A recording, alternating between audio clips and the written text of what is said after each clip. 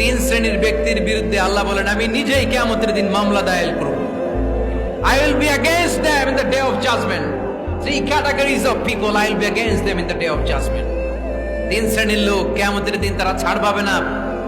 আল্লাহ বলেন আমি নিজেই তাদের বিরুদ্ধে মামলা দায়ের করব। এর মধ্যে এক শ্রেণীর লোক হচ্ছে রাজুলুন ইস্তাআজারা জিরান ফাস্তাউফা মিনহু ওয়া লাম ইয়াতি আজরা। একজন শ্রমিক ভাড়া করে তার কাছ থেকে কাজ নিয়েছে কিন্তু তার পারিশ্রমিক আদায় করে নাই। এরকম আছে না নাই? দাপট দেখায় ইউনিভার্সিটির ক্যান্টিন গুলোতে। ইউনিভার্সিটির ক্যান্টিনে যে খায় মাগার বিল দেয় না, এরকম ডাকাইত আছে না নাই? চায়ের দোকানে চা খায় আগে পরে দিমু বিল দেয় না, আছে না নাই? দোকানে যে পণ্য কিনে বিল দেয় না পরে দিমু, আছে না নাই? কিয়ামতের দিন আল্লাহ তোরে মাস্তানি ছুটাবে, চিল্লা এখন ঠিক কিনা? আনা খাসমুহুম, আমি নিজেই তাদের বিরুদ্ধে মামলা দায়ের করব। কথাটা কার? এজন্য বিশ্বনবী বললেন খবরদার, মেহনতি মানুষ, খেটে খাওয়া মানুষ, এদের দোয়া কবুল হয়ে যায়।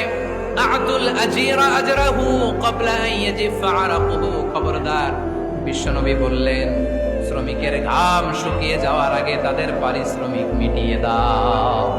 বিশ্বনবীর বিখ্যাত হাদিস, আতুল আজিরা আজরাহু ক্বাবলা আন ইয়াজিফা আরাকুহু।